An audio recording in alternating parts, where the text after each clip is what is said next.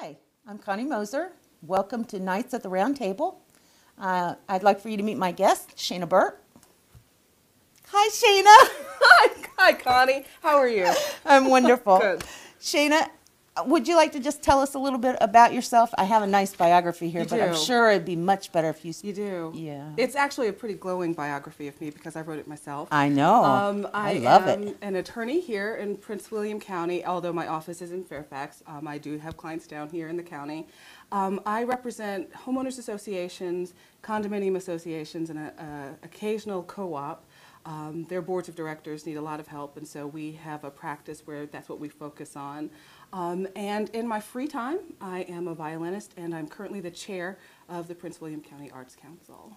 Wow, I am in awe. Is it the halo? Yeah, Is that what it is? yeah, Okay. yeah, absolutely. But that's really at opposite ends of the spectrum, isn't it? From law to music.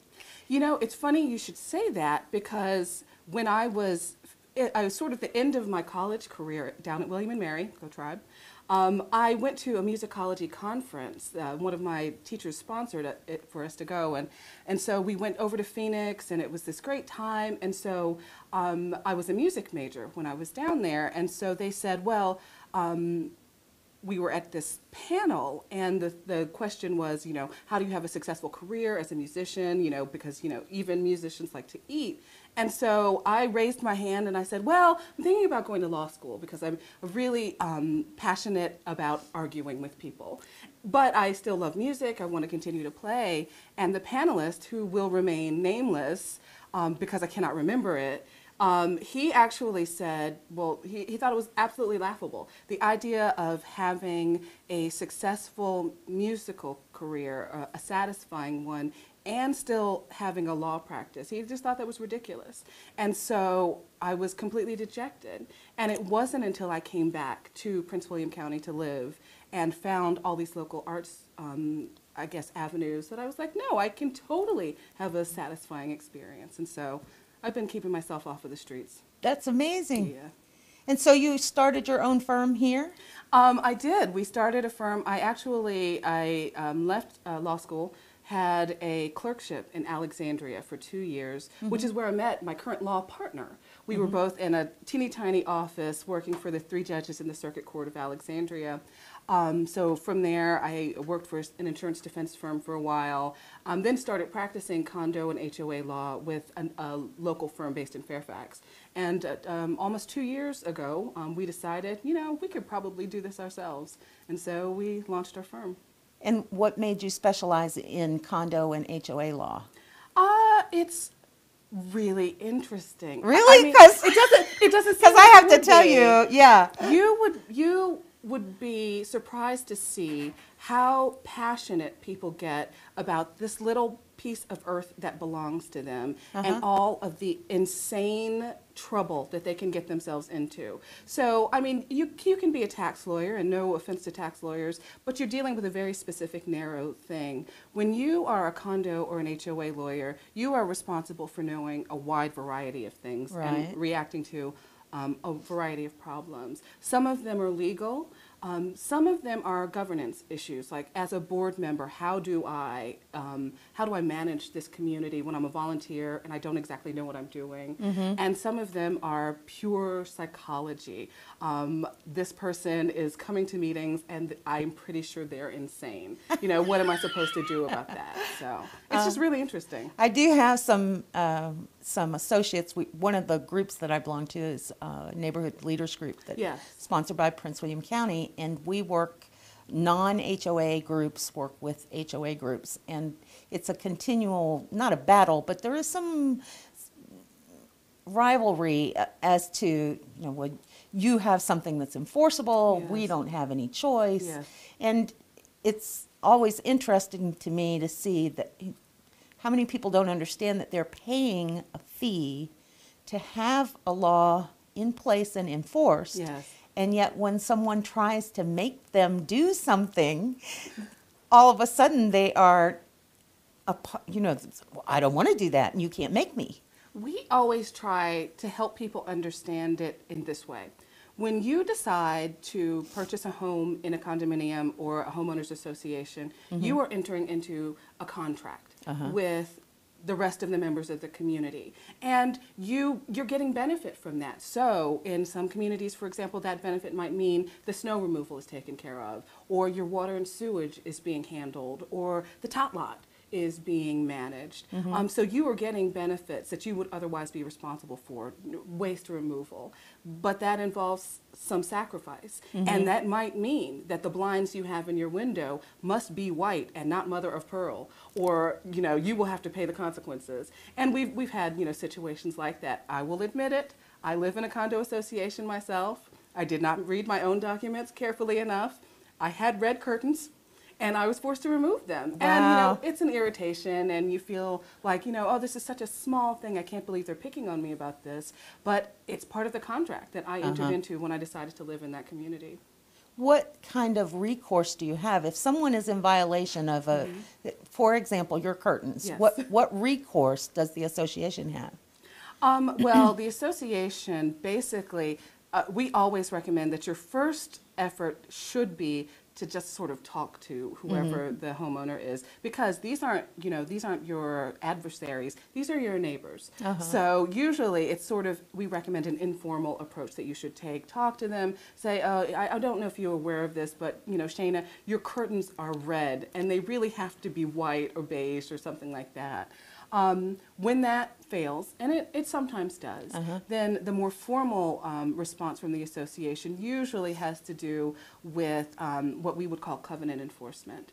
And that can be anything from a formal demand letter sent by the board or sent by the association's management agent to the homeowner, advising them of we'll call it an error, reminding them of the terms of the contract, and telling them how they can bring themselves into compliance. Once they're in compliance, it's a wash. Virginia law, in addition to the contract that you have, it does authorize the imposition of what we'll call violation charges. Not fines, because in Virginia we do not fine. It's a violation charge. And so it can be $10 per incident, up to 90 incidents, or $50 for a single discrete violation. And how do you collect those fees? Well, the association often will just ask its management agent to be sort of the first line of defense to collect those fees if they've been imposed.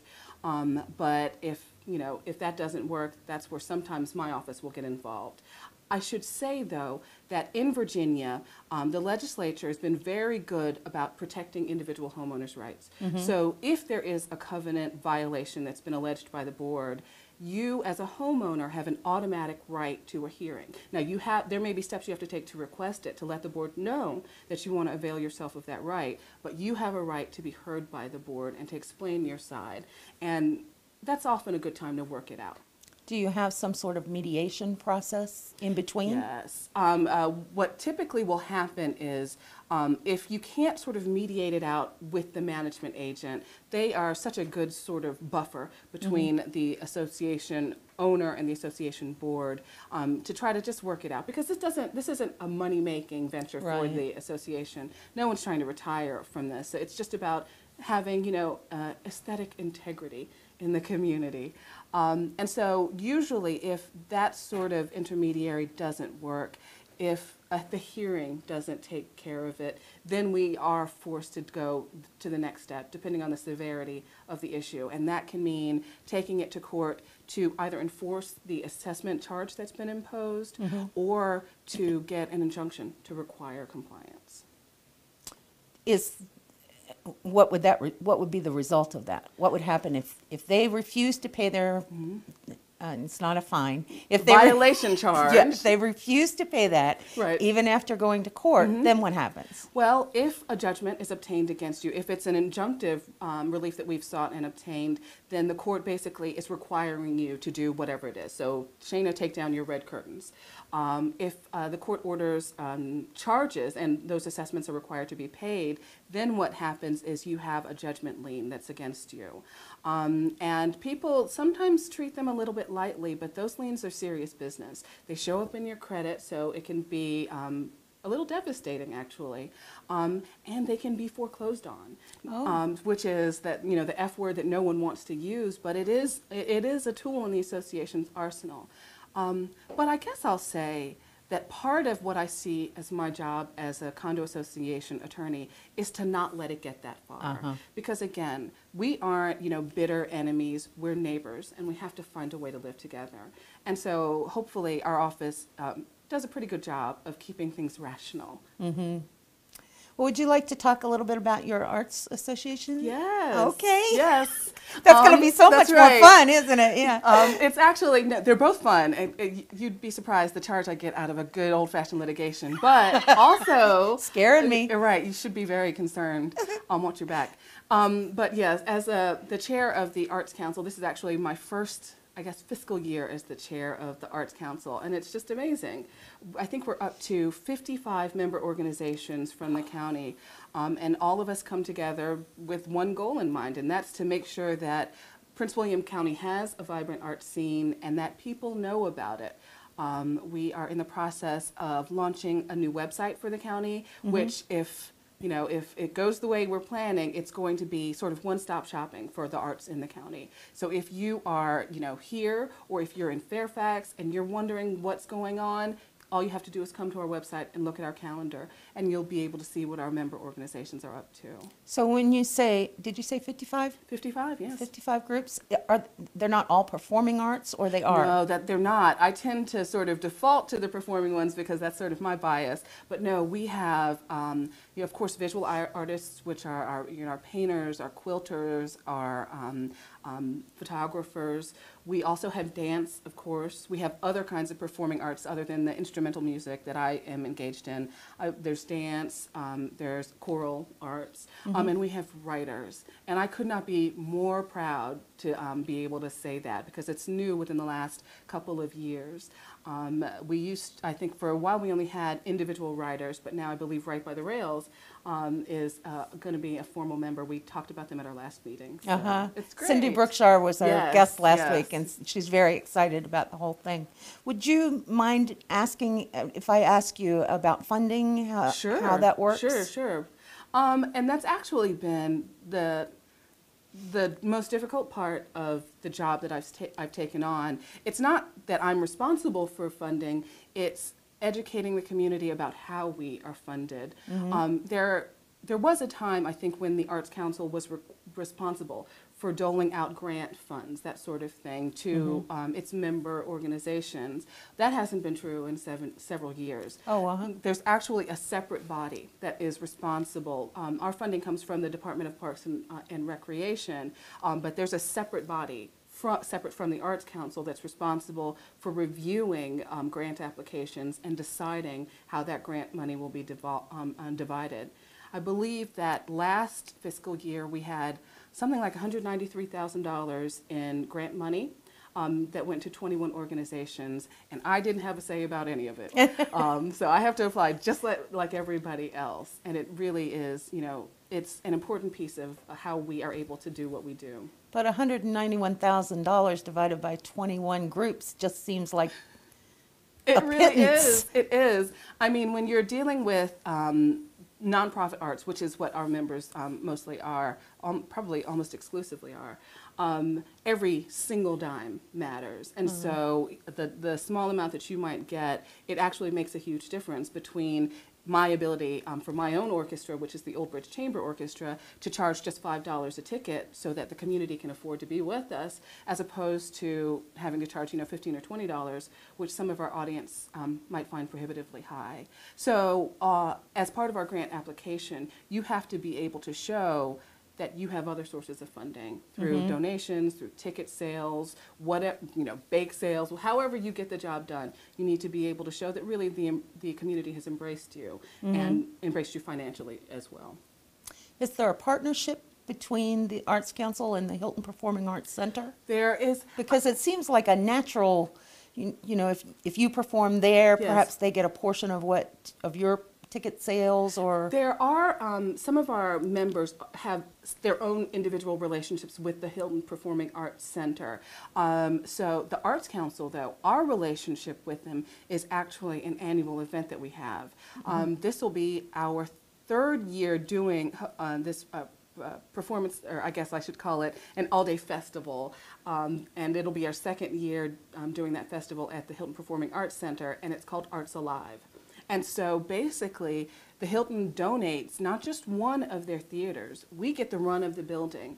And so we have all of their theaters, we have the lobby, we have classrooms, we have the grounds, so we have vendors that come and sell arts projects or arts products.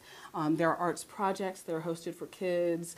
Our member organizations from the Arts Council, they put on shows. The quilters display their works. The photographers have their works up and available for display. So that's the partnership that we have with Hilton, and we're so excited about it. And when does that occur? That is going to be this year, I believe, April 13th. That should be the Saturday. And so if I got that wrong, then they're going to take away my chairmanship. That's the good part about editing. Yes, editing. We can always go back and fix that. Fix that, make that right, whatever it is. But I do believe the date's April 13th. And it'll be from, I think, noon to about 7. Okay. I was interested in, you have formed a national coalition of 100 Black women? Yes, I wish I could say I personally was responsible for it, but there is a national organization called the National Coalition of 100 Black Women, and there was a Northern Virginia chapter. My sister, who's a teacher here in Prince William County, is good friends with another teacher whose wife was a member of the Northern Virginia chapter. Well, they decided Prince William County has its own specific needs, and we need to have our own chapter. So last year they began the process of forming it. They got themselves organized. I helped by creating some of their policy documents so that we can be nice and a shining example of how to overcomplicate your documents. And so I helped in that way. And my sisters and I have 2 sisters, we both became founding members of the Prince William County chapter of the National Coalition. And what is your goals? What goals do you accomplish through this organization? We have actually a number of goals. So for example, it's basically, I guess, focused on youth and women's issues, and again, specifically looking here in the county. So we have projects lined up, like for example, in February, there's going to be a health fair where we'll be talking about breast cancer screening, and in fact, I believe 10 women will be able to go to a van that's going to be set up. That sounds a little skeevy when I say it like that. It's actually a mobile that comes around, and they're going to actually be performing those screenings for 10 women.